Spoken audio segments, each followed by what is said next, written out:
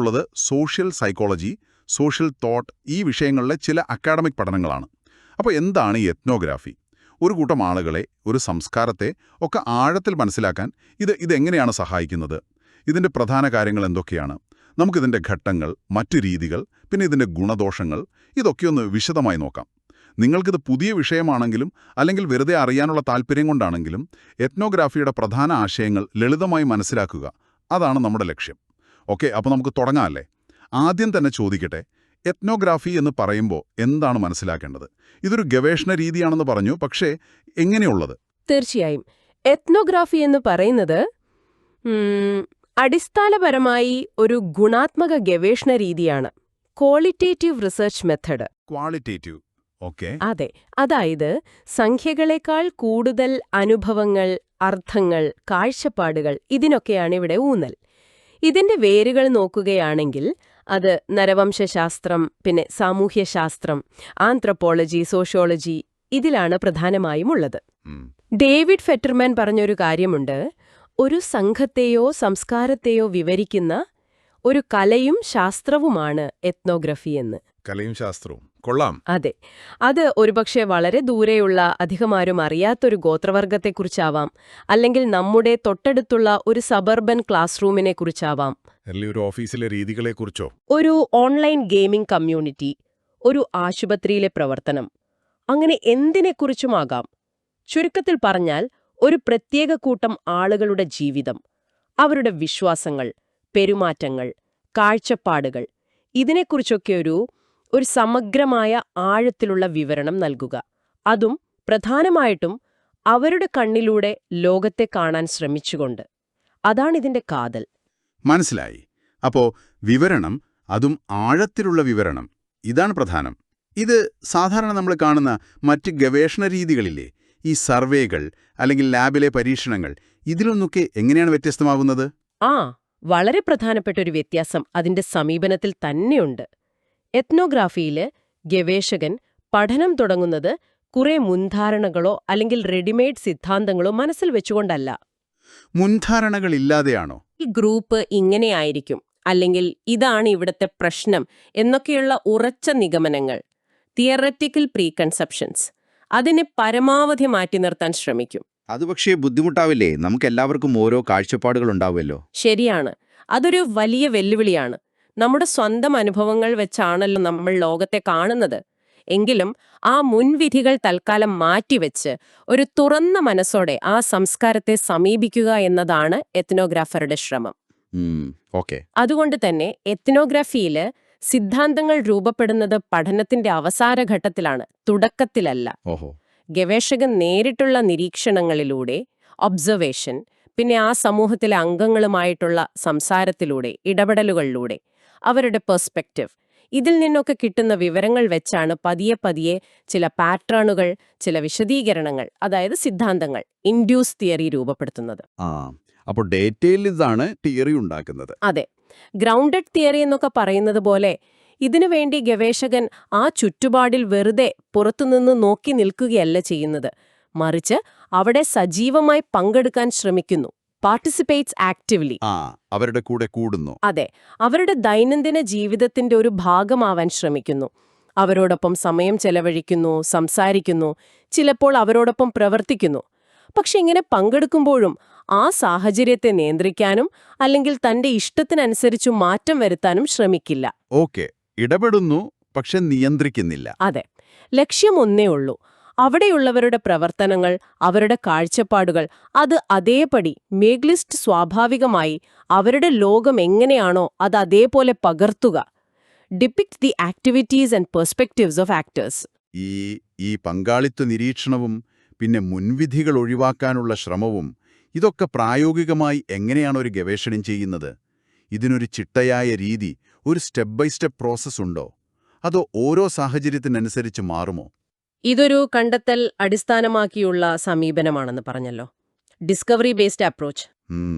അതുകൊണ്ട് ഈ ലാബ് പരീക്ഷണങ്ങളെ പോലെ വളരെ കർക്കശമായ സ്റ്റെപ്പ് 1, സ്റ്റെപ്പ് 2 എന്ന രീതിയിലുള്ള ഒരു ഘടന ഇതിനെപ്പോഴും ഉണ്ടാവണമെന്നില്ല. കുറച്ചുകൂടി ഫ്ലെക്സിബിൾ ആണ്. എന്നാലും പൊതുവായിട്ട് ചില ഘട്ടങ്ങൾ അല്ലെങ്കിൽ ഒരു പ്രോസസ് ഫ്ലോർ ഉണ്ടെന്ന് പറയാം. ഒന്നാമതായിട്ട് ഗവേഷകൻ പഠിക്കാൻ ഉദ്ദേശിക്കുന്ന ആ സമൂഹത്തിലേക്ക് അല്ലെങ്കിൽ ആ ഗ്രൂപ്പിലേക്ക് എത്തുന്നു.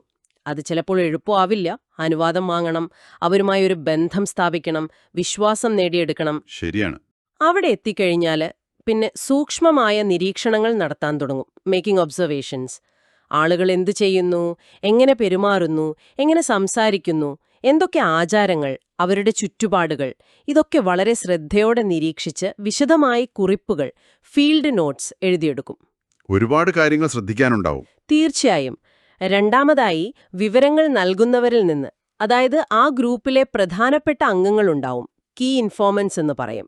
അവരിൽ നിന്ന് ഡാറ്റ ശേഖരിക്കും. Gaining data from informants. സംസാരത്തിലൂടെയാണോ? അതെ, അത് ചിലപ്പോൾ ഔപചാരികമായി ഇന്റർവ്യൂ നടത്താം, അല്ലെങ്കിൽ സാധാരണ സംഭാഷണങ്ങളിലൂടെ ഒരു ചായ കുടിക്കുമ്പോഴോ അവരോടൊപ്പം നടക്കുമ്പോഴോ ജോലി ചെയ്യുമ്പോഴോ ഒക്കെയുള്ള സംസാരങ്ങളിലൂടെ അവരുടെ കഥകൾ, അഭിപ്രായങ്ങൾ, അനുഭവങ്ങൾ ഒക്കെ കേട്ട് മനസ്സിലാക്കും. മൂന്നാമത്തെ ഘട്ടം, ഇങ്ങനെ നിരീക്ഷണത്തിലൂടെയും സംസാരത്തിലൂടെയും കിട്ടിയ ഒരുപാട് വിവരങ്ങളുണ്ടാവുമല്ലോ, അതിൻ്റെയൊക്കെ അടിസ്ഥാനത്തിൽ ഗവേഷകൻ ചില പ്രാഥമിക അനുമാനങ്ങൾ, ഹൈപ്പോത്തീസിസ് എന്ന് പറയാം, അല്ലെങ്കിൽ താൽക്കാലിക വിശദീകരണങ്ങൾ രൂപീകരിക്കാൻ തുടങ്ങും. അതായത് ഇങ്ങനെയായിരിക്കാം കാര്യങ്ങൾ എന്നൊരു തോന്നൽ. അതെ, ചിലപ്പോ ഈ രീതിയിലാവാം ഇത് പ്രവർത്തിക്കുന്നത്, ഈ വിശ്വാസത്തിനു പിന്നിൽ ഇതായിരിക്കാം കാരണം എന്നൊക്കെയുള്ള ചില ധാരണകൾ. നാലാമതായി, ഈ പ്രാഥമിക അനുമാനങ്ങൾ വെറുതെ വെച്ചോണ്ടിരിക്കില്ല. അതിന്റെ അടിസ്ഥാനത്തിൽ തുടർ നടപടികൾ എടുക്കും. Acting upon dum. അതെങ്ങനെയാണ്? അതായത് തന്റെ ഈ ധാരണ ശരിയാണോ എന്ന് പരിശോധിക്കാൻ വേണ്ടി കൂടുതൽ കാര്യങ്ങൾ ശ്രദ്ധിച്ചു നോക്കുക, അല്ലെങ്കിൽ കൂടുതൽ ആളുകളോട് അതേക്കുറിച്ച് സംസാരിക്കുക, ചിലപ്പോൾ താൻ മനസ്സിലാക്കിയത് അവരോട് തന്നെ ചോദിച്ചു ഉറപ്പുവരുത്തുക. ഇതൊരു സൈക്കിള് പോലെയാണ്. നിരീക്ഷിക്കുന്നു, ചിന്തിക്കുന്നു, ചോദിക്കുന്നു, വീണ്ടും നിരീക്ഷിക്കുന്നു, വീണ്ടും ചിന്തിക്കുന്നു, അങ്ങനെ പോകും. ഡൈനാമിക് ആയിട്ടുള്ളൊരു പ്രോസസ്സാണെന്ന് തോന്നുന്നു. അപ്പോൾ ഗവേഷകൻ ഈ കണ്ടെത്തുന്ന കാര്യങ്ങൾ അല്ലെങ്കിൽ രൂപീകരിക്കുന്ന അനുമാനങ്ങൾ അതൊക്കെ ശരിയാണോ എന്ന് എങ്ങനെ ഉറപ്പുവരുത്തും? അതായത് അത് ആ ഗ്രൂപ്പിലെ ആളുകളുടെ യഥാർത്ഥ അനുഭവങ്ങളുമായിട്ട്, അവരുടെ കാഴ്ചപ്പാടുമായിട്ട് ഒത്തുപോകുന്നുണ്ടോ? ഗവേഷകന്റെ ഒരു വ്യാഖ്യാനം മാത്രമായി പോകാതെ അതിനെന്താ ചെയ്യുക? അത് വളരെ നിർണായകമായ ഒരു ചോദ്യമാണ്.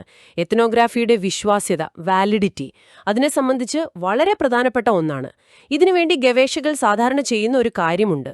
അതിനെ അംഗങ്ങളുടെ പരിശോധന അല്ലെങ്കിൽ മെമ്പർ ചെക്കിംഗ് എന്ന് പറയാം. Member checking. അതെ, അതായത് ഗവേഷകൻ താൻ എത്തിച്ചേർന്ന ചില നിഗമനങ്ങളെക്കുറിച്ചോ താൻ മനസ്സിലാക്കിയ രീതികളെക്കുറിച്ചോ ആ പഠനത്തിൽ പങ്കാളികളായ ആളുകളോട് തന്നെ തിരിച്ചുപോയി ചോദിച്ച് അവരുടെ അഭിപ്രായം തേടുന്നു. Seek validation by going back to members. ഓഹോ, ഞാൻ നിങ്ങളെക്കുറിച്ച് മനസ്സിലാക്കിയത് ഏകദേശം ഈ രീതിയിലാണ്, ഇത് ശരിയാണോ? നിങ്ങൾ ഈ സംഭവത്തെ ഓർക്കുന്നത് ഇങ്ങനെ തന്നെയാണോ? ഞാൻ ഇങ്ങനെ പറഞ്ഞതിൽ എന്തെങ്കിലും വിട്ടുപോയോ, അല്ലെങ്കിൽ ഞാൻ തെറ്റിദ്ധരിച്ചോ എന്നൊക്കെ ചോദിച്ച് അവരുടെ ഫീഡ്ബാക്ക് എടുക്കുന്നു. അപ്പോൾ അവർക്ക് തിരുത്താനും കൂട്ടിച്ചേർക്കാനും അവസരം കൊടുക്കുന്നു. തീർച്ചയായും, അവരുടെ തിരുത്തലുകളും കൂട്ടിച്ചേർക്കലുകളും പഠനത്തിന്റെ ഭാഗമാക്കുന്നു. ഇത് ആ കണ്ടെത്തലുകളുടെ ആധികാരികതയും വിശ്വസ്യതയും കൂട്ടാൻ ഒരുപാട് സഹായിക്കും. കാരണം അവസാനം നമ്മൾ പറയാൻ ശ്രമിക്കുന്നത് ആ ഗ്രൂപ്പിന്റെ കഥയാണല്ലോ. അപ്പൊ അവരുടെ കാഴ്ചപ്പാടിനല്ലേ പ്രാധാന്യം കൊടുക്കേണ്ടത്? ശരിയാണ്. ഈ മെമ്പർ ചെക്കിംഗ് എന്ന ആശയം വളരെ പ്രധാനപ്പെട്ടതാണ്. ഗവേഷകന്റെ റോള് അവിടെ മാറുന്നുണ്ട്. വെറുമൊരു നിരീക്ഷകൻ എന്നതിലുപരി ആ സമൂഹവുമായി നിരന്തരം സംവദിക്കുന്ന, അവരിൽ നിന്ന് പഠിക്കുന്ന ഒരാളായി മാറുന്നു. അതെ, അതെ. അതൊരു സഹകരണപരമായ കൊളാബറേറ്റീവ് പ്രോസസ്സായി മാറുകയാണ് അവിടെ. ഇനി നമ്മൾ നേരത്തെ പറഞ്ഞു, എത്നോഗ്രാഫിയിൽ നിരീക്ഷണം ഒരു പ്രധാന രീതിയാണെങ്കിലും അത് മാത്രമല്ല ഉപയോഗിക്കുന്നതെന്ന്. ഈ പഠനത്തെ കൂടുതൽ സമ്പന്നമാക്കാൻ വേറെ എന്തൊക്കെ രീതികൾ സാധാരണയായി ഉപയോഗിക്കാറുണ്ട്? കാരണം ഒരു സമൂഹത്തെ മുഴുവനായി മനസ്സിലാക്കാൻ ഒരു രീതി മാത്രം മതിയാവില്ലല്ലോ. അതെ, തീർച്ചയായും ശരിയാണ്. അതുകൊണ്ടാണ് എത്നോഗ്രാഫിയെ പലപ്പോഴും ഒരു രീതി എന്നതിനേക്കാളും പല രീതികൾ ചേർന്ന ഒരു സമീപനം, അപ്രോച്ച്, അല്ലെങ്കിൽ ഒരു തന്ത്രം, സ്ട്രാറ്റജി എന്നൊക്കെ പറയുന്നത്. ഇതൊരു മൾട്ടിപ്പിൾ മെത്തേഡ്സ് ഉപയോഗിക്കുന്ന ഒന്നാണ്. ഓക്കേ. സാഹചര്യത്തിനും പഠനത്തിന്റെ ലക്ഷ്യങ്ങൾക്കുമനുസരിച്ച് ഗവേഷകർ പലതും ഉപയോഗിക്കും. ഉദാഹരണത്തിന്, ചില എത്നോഗ്രാഫർമാർ പ്രത്യേകിച്ചും ചില കാര്യങ്ങൾ അളക്കേണ്ടി വരുമ്പോഴോ അല്ലെങ്കിൽ താരതമ്യം ചെയ്യേണ്ടി വരുമ്പോഴോ ഘടനാപരമായ നിരീക്ഷണ ഷെഡ്യൂളുകൾ ഉപയോഗിക്കാറുണ്ട്. Structured observation schedules. ഈ ഘടനാപരമായ നിരീക്ഷണം എന്ന് പറഞ്ഞാൽ അത് സാധാരണ നിരീക്ഷണത്തിൽ നിന്ന് എങ്ങനെ വ്യത്യാസപ്പെട്ടിരിക്കുന്നു? സാധാരണ നിരീക്ഷണത്തിൽ നമ്മൾ കാണുന്നതെല്ലാം വിശദമായി കുറിച്ചെടുക്കുകയാണെങ്കിൽ, ഘടനാപരമായ നിരീക്ഷണത്തിൽ ഗവേഷകൻ മുൻകൂട്ടി നിശ്ചയിച്ച ചില പ്രത്യേക പെരുമാറ്റങ്ങൾ, സ്പെസിഫിക് ബിഹേവിയേഴ്സ് അല്ലെങ്കിൽ സംഭവങ്ങൾ, അതെത്ര തവണ നടക്കുന്നു, ഏതൊക്കെ സാഹചര്യങ്ങളിൽ നടക്കുന്നു എന്നൊക്കെ ഒരു ചിട്ടയായ രീതിയിൽ രേഖപ്പെടുത്താൻ ശ്രമിക്കുന്നു. ഒരു ചെക്ക് ലിസ്റ്റ് പോലെയാണോ? ഏകദേശം അതെ. ഒരു ചെക്ക് ലിസ്റ്റോ റേറ്റിംഗ് സ്കെയിലോ ഒക്കെ ഉപയോഗിക്കാം. ഇപ്പോ ഒരു ക്ലാസ് റൂം പഠിക്കുകയാണെങ്കിൽ ടീച്ചർ എത്ര തവണ ചോദ്യം ചോദിക്കുന്നു, കുട്ടികൾ എത്ര തവണ കൈപോക്കുന്നു, ഇങ്ങനെയുള്ള കാര്യങ്ങൾ കൃത്യമായി രേഖപ്പെടുത്താം. ഇങ്ങനെ നിരീക്ഷിച്ച പെരുമാറ്റങ്ങളെയോ ഒബ്സർവ്ഡ് ബിഹേവിയേഴ്സ് അല്ലെങ്കിൽ ആ സംസ്കാരത്തിലെ പ്രധാനപ്പെട്ട വസ്തുക്കളെയോ കൾച്ചറൽ ആർട്ടിഫാക്ട്സിനെ ചിട്ടയായി കോഡ് ചെയ്യാനും. കോഡ് ചെയ്യുക. അതെ, അതായത് വർഗീകരിക്കുക, തരംതിരിക്കുക, എന്നിട്ട് ഈ ഡേറ്റ പിന്നീട് സ്റ്റാറ്റിസ്റ്റിക്കൽ അനാലിസിസ്, അതായത് സ്ഥിതിവിവര കണക്കുപയോഗിച്ച് വിശകലനം ചെയ്യാനും ഇത് സഹായിക്കും. അപ്പോ ക്വാളിറ്റേറ്റീവ് ഡാറ്റയുടെ കൂടെ കുറച്ച് ക്വാണ്ടിറ്റേറ്റീവ് ഡാറ്റയും വരുന്നു. അതെ, എത്നോഗ്രാഫിയുടെ അടിസ്ഥാന സ്വഭാവം ഗുണാത്മകമാണെങ്കിലും ആവശ്യമെങ്കിൽ ഇങ്ങനെ ഒരു അളവുപരമായ തലം കൂടി ചേർക്കാൻ ഇത് സഹായിക്കും. പക്ഷെ ഓർക്കണം, എല്ലാ എത്നോഗ്രാഫർമാരും ഇത് ഉപയോഗിക്കണമെന്നില്ല. ഇതൊരു ഓപ്ഷനാണ്. മനസ്സിലായി. അപ്പോൾ ഈ ചിട്ടയായ നിരീക്ഷണം കൂടാതെ നമ്മൾ നേരത്തെ പറഞ്ഞല്ലോ, ആളുകളോട് സംസാരിക്കുന്നത് പ്രധാനമാണെന്ന്. അപ്പോൾ അഭിമുഖങ്ങൾ, ഇന്റർവ്യൂസ്, ഒരുപക്ഷെ ആഴത്തിലുള്ള ഇന്റർവ്യൂസ്. തീർച്ചയായും. അതുപോലെ ആ ഗ്രൂപ്പുമായി ബന്ധപ്പെട്ട രേഖകൾ, ഡോക്യുമെന്റ്സ്, ഉദാഹരണത്തിന് അവരുടെ ഡയറികൾ, പഴയ കത്തുകൾ, മീറ്റിംഗിന്റെ മിനിറ്റ്സുകൾ, ഫോട്ടോകൾ, ഒഫീഷ്യൽ റെക്കോർഡ്സ്, ഇതൊക്കെ പഠിക്കുന്നത് എത്നോഗ്രാഫിയുടെ ഭാഗമായി സാധാരണ വരാറുണ്ടോ? ഉറപ്പായും. അതെല്ലാം എത്നോഗ്രാഫിയുടെ ടൂൾ കിറ്റിലെ വളരെ പ്രധാനപ്പെട്ട ഉപകരണങ്ങളാണ്. ആഴത്തിലുള്ള, തുറന്ന ചോദ്യങ്ങളുള്ള അഭിമുഖങ്ങൾ, ഇൻഡെപ്ത് ഇന്റർവ്യൂസ്, അത് വ്യക്തികളുടെ അനുഭവങ്ങളും കാഴ്ചപ്പാടുകളും വളരെ വിശദമായി മനസ്സിലാക്കാൻ സഹായിക്കും. പിന്നെ നമ്മൾ പറഞ്ഞ പങ്കാളിത്ത നിരീക്ഷണം, പാർട്ടിസിപ്പന്റ് ഒബ്സർവേഷൻ, അത് അവരുടെ സ്വാഭാവിക ജീവിതത്തിൽ നമ്മളും പങ്കുചേർന്ന് കാര്യങ്ങൾ നേരിട്ട് കാണാനും അറിയാനും സഹായിക്കുന്നു. ചിലപ്പോൾ പ്രത്യേക വിഷയങ്ങളെക്കുറിച്ച് ഒരു ചെറിയ ഗ്രൂപ്പുമായി നടത്തുന്ന ചർച്ചകൾ, ഫോക്കസ് ഗ്രൂപ്പ്സ്, അതും ഗുണകരമാവാം. ഫോക്കസ് ഗ്രൂപ്പ്സും ഉപയോഗിക്കാം. അതെ. പിന്നെ വ്യക്തികളുടെ ജീവിതകഥകൾ, ലൈഫ് ഹിസ്റ്ററീസ്, അത് ശേഖരിക്കുന്നത് ആ സംസ്കാരത്തെക്കുറിച്ചും കാലക്രമേണ അവിടെ വന്ന മാറ്റങ്ങളെക്കുറിച്ചുമൊക്കെ നല്ല ഉൾക്കാഴ്ച തരും. അതുപോലെ ഈ പറഞ്ഞ രേഖകളും മറ്റു വസ്തുക്കളും, ഡോക്യുമെന്റ് ആൻഡ് ആർട്ടിഫാക്ട് അനാലിസിസ്, അത് അവരുടെ ഭൂതകാലത്തെക്കുറിച്ചും മൂല്യങ്ങളെക്കുറിച്ചും ഒക്കെ ഒരുപാട് കാര്യങ്ങൾ പറയും. അപ്പോൾ പല രീതികളും ഒരുമിച്ച് കൊണ്ടുപോകുന്നു. അതെ, ഈ രീതികളെല്ലാം പരസ്പരം ബന്ധപ്പെട്ട് കിടക്കുന്നു. നിരീക്ഷണത്തിലൂടെ കണ്ടൊരു കാര്യം അത് ഇന്റർവ്യൂവിൽ ചോദിച്ച് കൂടുതൽ വ്യക്തമാക്കാം. അല്ലെങ്കിൽ ഒരു ഡോക്യുമെന്റിൽ നിന്ന് കിട്ടിയൊരു സൂചനയെക്കുറിച്ച് ആളുകളോട് സംസാരിച്ച് അതിന്റെ പിന്നിലുള്ള കഥ മനസ്സിലാക്കാം. അപ്പോൾ ഏത് രീതികൾ എങ്ങനെ ഉപയോഗിക്കണമെന്നത് പഠനവിഷയം, ഗവേഷണ ചോദ്യങ്ങൾ, ലഭ്യമായ സമയം, ഗവേഷകന്റെ കഴിവ്, ഇതൊക്കെ അനുസരിച്ചിരിക്കും. ഓക്കെ. ഒരുപാട് സാധ്യതകളുള്ള, എന്നാൽ ഒരുപാട് ശ്രദ്ധയും കഴിവും ആവശ്യമുള്ള ഒരു രീതിയാണെന്ന് വ്യക്തമായി. ഇനി നമുക്ക് ഇതിന്റെ ഒരു മൂല്യനിർണ്ണയത്തിലേക്ക് കടന്നാലോ? ഇവാലുവേഷൻ. ഏതൊരു ഗവേഷണ രീതിക്കും അതിന്റെ ഗുണങ്ങളും ദോഷങ്ങളും ഉണ്ടാവുമല്ലോ. എത്നോഗ്രഫിയുടെ കാര്യത്തിൽ എന്തൊക്കെയാണ് പ്രധാനമായി പറയാനുള്ളത്? തീർച്ചയായും. ഏറ്റവും വലിയ ഗുണം അല്ലെങ്കിൽ അതിന്റെ ശക്തിയായിട്ട് പറയാവുന്നത് നമ്മൾ ഇത്രയും നേരം പറഞ്ഞ കാര്യം തന്നെയാണ്. അതായത് ആളുകളുടെ പ്രവർത്തനങ്ങളെയും കാഴ്ചപ്പാടുകളെയും അവരുടെ സ്വാഭാവികമായ ചുറ്റുപാടിൽ, നാച്ചുറൽ സെറ്റിംഗ്, വളരെ ആഴത്തിൽ മനസ്സിലാക്കാൻ ഇത് സഹായിക്കുന്നു എന്നുള്ളതാണ്.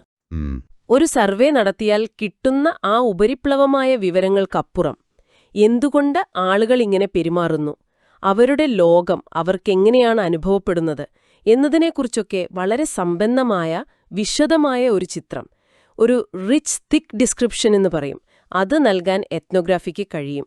ആഴത്തിലുള്ള വിവരണം. അതെ. മുൻവിധികൾ പരമാവധി ഒഴിവാക്കി ഒരു ഉൾക്കാഴ്ച നൽകാൻ ഇതിന് കഴിയുന്നു എന്നത് തന്നെയാണ് ഇതിന്റെ ഏറ്റവും വലിയ പ്രത്യേകത. അതായത് ആ ഗ്രൂപ്പിലെ ഒരാൾ കാര്യങ്ങളെ എങ്ങനെ കാണുന്നുവോ ഏകദേശം ആ ഒരു തലത്തിലേക്കെത്താൻ ഗവേഷകന് ഒരു പരിധിവരെ സാധിക്കുന്നു. ഇത് പല കാര്യങ്ങൾക്കും ഉപയോഗപ്രദമാവാം. ഒരു നയം രൂപീകരിക്കാൻ, അല്ലെങ്കിൽ ഒരു പുതിയ പ്രൊഡക്റ്റ് ഡിസൈൻ ചെയ്യാൻ, അല്ലെങ്കിൽ ഒരു സാമൂഹിക പ്രശ്നം മനസ്സിലാക്കി പരിഹാരം കാണാൻ, ഇതിനൊക്കെ വളരെ വിലപ്പെട്ട ഇൻസൈറ്റ്സ് നൽകാൻ ഇതിന് സാധ്യതയുണ്ട്. എന്നാൽ ഇതിന്റെ മറുവശവും നമ്മൾ കാണണം. എത്നോഗ്രാഫിക്ക് ചില പരിമിതികളും വിമർശനങ്ങളും നേരിടേണ്ടി വരാറുണ്ട്. അതിൽ പ്രധാനപ്പെട്ട ഒന്ന് വസ്തുനിഷ്ഠതയുമായി ബന്ധപ്പെട്ടതാണ്. ഒബ്ജക്റ്റിവിറ്റി. അതെ, അതായത് ഗവേഷകന്റെ വ്യക്തിപരമായ കാഴ്ചപ്പാടുകൾ, അയാളുടെ ഇഷ്ടങ്ങൾ, അയാളുടെ വ്യാഖ്യാനങ്ങൾ, ഇതൊക്കെ പഠനത്തെ എത്രത്തോളം സ്വാധീനിക്കുന്നു എന്നുള്ളൊരു ചോദ്യം വരാം. മറ്റു ചില ഗവേഷണ രീതികളുണ്ടല്ലോ, ഉദാഹരണത്തിന് ഈ പരീക്ഷണങ്ങൾ, എക്സ്പെരിമെന്റൽ മെത്തേഡ്, അവരൊക്കെ വസ്തുനിഷ്ഠതയ്ക്ക് വലിയ പ്രാധാന്യം കൊടുക്കുകയും ഗവേഷകന്റെ സ്വാധീനം പരമാവധി കുറയ്ക്കാൻ ശ്രമിക്കുകയും ചെയ്യും. ശരിയാണ്. എന്നാൽ എത്നോഗ്രഫിയില് ഗവേഷകൻ തന്നെയാണ് പ്രധാന ഉപകരണം. റീസർച്ചർ ആസ് ഇൻസ്ട്രുമെന്റ് എന്നു പറയും. ഗവേഷകന്റെ കാഴ്ചപ്പാടാണ്, ഒബ്സർവേഴ്സ് പോയിന്റ് ഓഫ് വ്യൂ, പഠനത്തിന്റെ ഒരു കേന്ദ്രബിന്ദു. അയാൾ കാണുന്നതും കേൾക്കുന്നതും മനസ്സിലാക്കുന്നതും രേഖപ്പെടുത്തുന്നതുമെല്ലാം അയാളുടെ സ്വന്തം അനുഭവങ്ങളുടെയും അറിവിന്റെയും ലോകബോധത്തിന്റെയും ഒക്കെ അടിസ്ഥാനത്തിൽ കൂടിയായിരിക്കും. സ്വാഭാവികമായും. അപ്പോൾ ഗവേഷകന്റെ വ്യാഖ്യാനങ്ങൾ, ഇന്റർപ്രിട്ടേഷൻസ്, അത് പഠനത്തെ സ്വാധീനിക്കാനുള്ള സാധ്യത എപ്പോഴുമുണ്ട്. ഇതൊരു പോരായ്മയായിട്ട് ചിലർ കാണാറുണ്ട്. പക്ഷെ എത്നോഗ്രാഫിയുടെ വക്താക്കൾ തിരിച്ചു പറയുന്നത്, മനുഷ്യന്റെ സമൂഹ ലോകം എന്ന് പറയുന്നത് അത്ര കൃത്യമായി വസ്തുനിഷ്ഠമായി അളക്കാൻ പറ്റുന്ന ഒന്നല്ല. അപ്പോൾ ഈ ആത്മനിഷ്ഠമായ സബ്ജക്റ്റീവ് തലങ്ങൾ മനസ്സിലാക്കുകയാണ് പ്രധാനമെന്നാണ്. എങ്കിലും ഗവേഷകൻ സ്വന്തം നിലപാടുകളെക്കുറിച്ചും അത് പഠനത്തെ എങ്ങനെ സ്വാധീനിച്ചിരിക്കാമെന്നതിനെക്കുറിച്ചും ഒരു ബോധ്യം, ഒരു റിഫ്ലെക്സിവിറ്റി പുലർത്തേണ്ടത് അത്യാവശ്യമാണ്. അത് ശരിയാണ്. ഗവേഷകന്റെ ആ ഒരു പൊസിഷൻ വളരെ പ്രധാനമാണ്. അതുപോലെ താങ്കൾ നേരത്തെ സൂചിപ്പിച്ച കാര്യങ്ങൾ വെച്ച് നോക്കുമ്പോൾ ഈ രീതിക്ക് താരതമ്യേന ഒരുപാട് സമയം വേണ്ടിവരുമല്ലോ, അല്ലേ? അതെ. ഒരു സമൂഹവുമായി ഇടപഴകി അവരുടെ വിശ്വാസം നേടിയെടുത്ത് അവരുടെ കൂടെ ചിലപ്പോൾ താമസിച്ച് ആഴത്തിലുള്ള വിവരങ്ങൾ ശേഖരിക്കുക എന്നത് മാസങ്ങൾ, ചിലപ്പോൾ വർഷങ്ങൾ തന്നെ എടുക്കുന്നൊരു പ്രോസസ്സായിരിക്കുമല്ലോ. തീർച്ചയായും. അത് ഈ രീതിയുടെ മറ്റൊരു പ്രധാനപ്പെട്ട പരിമിതിയാണ്, അല്ലെങ്കിൽ ഒരു വെല്ലുവിളിയാണ്. എത്നോഗ്രാഫി വളരെ സമയമെടുക്കുന്ന, ഒരുപാട് ഊർജവും അധ്വാനവും ആവശ്യമുള്ള ഒന്നാണ്. Time consuming and resource intensive. ഒരു സംസ്കാരവുമായിട്ടോ ഒരു സമൂഹവുമായിട്ടോ ഒരു ബന്ധം സ്ഥാപിച്ചെടുത്ത്, ഗെയിനിങ് റാപ്പോ ആൻഡ് ട്രസ്റ്റ്, അവരുടെ വിശ്വാസം നേടിയെടുത്ത് അവരിൽ ഒരാളായി അവർ നമ്മളെ അംഗീകരിച്ച് ആഴത്തിലുള്ളതും സത്യസന്ധവുമായ വിവരങ്ങൾ കിട്ടണമെങ്കിൽ അതിനൊരുപാട് ക്ഷമ വേണം, സമയം വേണം. ചില വളരെ പ്രശസ്തമായ എത്നോഗ്രാഫിക് പഠനങ്ങളൊക്കെ വർഷങ്ങൾ നീണ്ടുനിന്ന ഫീൽഡ് വർക്കിന്റെ ഫലമായിട്ടുണ്ടായതാണ്. വർഷങ്ങൾ തന്നെ വേണ്ടിവരും. അതെ. അതുകൊണ്ട് തന്നെ വളരെ പെട്ടെന്ന് ഉത്തരം കിട്ടേണ്ട ചില ചോദ്യങ്ങൾക്ക് ഒരുപക്ഷേ ഈ രീതി അത്ര അനുയോജ്യമായിരിക്കില്ല.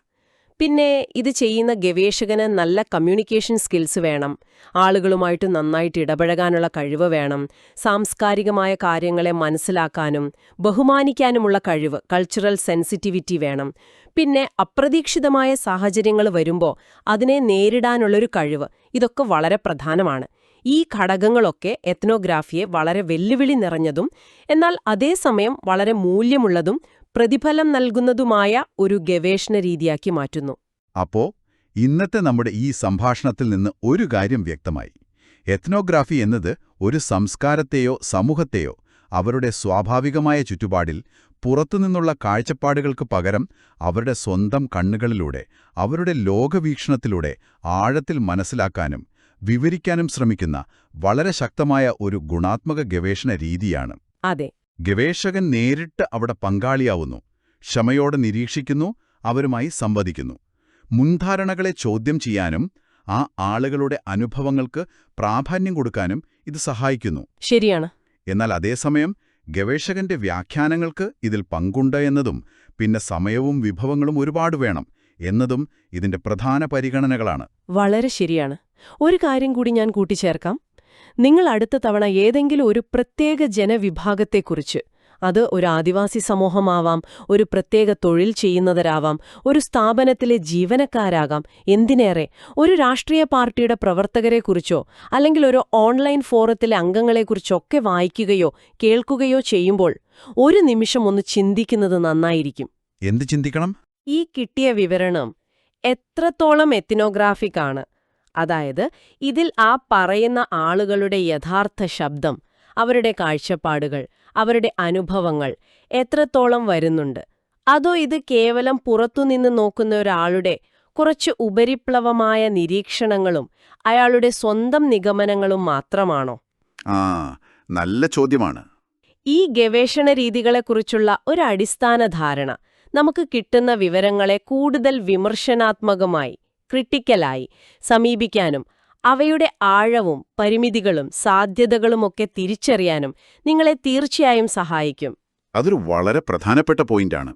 ഈ രീതിശാസ്ത്രങ്ങളെക്കുറിച്ചറിയുന്നത് നമ്മൾ വിവരങ്ങളെ എങ്ങനെ കാണുന്നു എന്നതിനെ മെച്ചപ്പെടുത്തും. ഈ വിഷയത്തിൽ കൂടുതൽ ആഴത്തിൽ പോകാൻ താൽപ്പര്യമുള്ളവർക്ക് നർവംശാസ്ത്രത്തിലും സാമൂഹ്യശാസ്ത്രത്തിലുമൊക്കെ ലോകോത്തരമായ ഒരുപാട് എത്നോഗ്രാഫിക് പഠനങ്ങൾ ലഭ്യമാണ്. ധാരാളമുണ്ട്. അവയിലേതെങ്കിലും വായിക്കുന്നത് ഈ രീതിയുടെ ആ ഒരു ശക്തിയും സൗന്ദര്യവും നേരിട്ട് മനസ്സിലാക്കാൻ സഹായിക്കും. ഇന്നത്തെ ഈ വിശകലനം എത്നോഗ്രാഫി എന്ന ഈ ഗവേഷണ ലോകത്തെക്കുറിച്ച് നിങ്ങൾക്ക് വ്യക്തവും ആഴത്തിലുള്ളതുമായ ഒരു ചിത്രം നൽകിയെന്ന് കരുതുന്നു.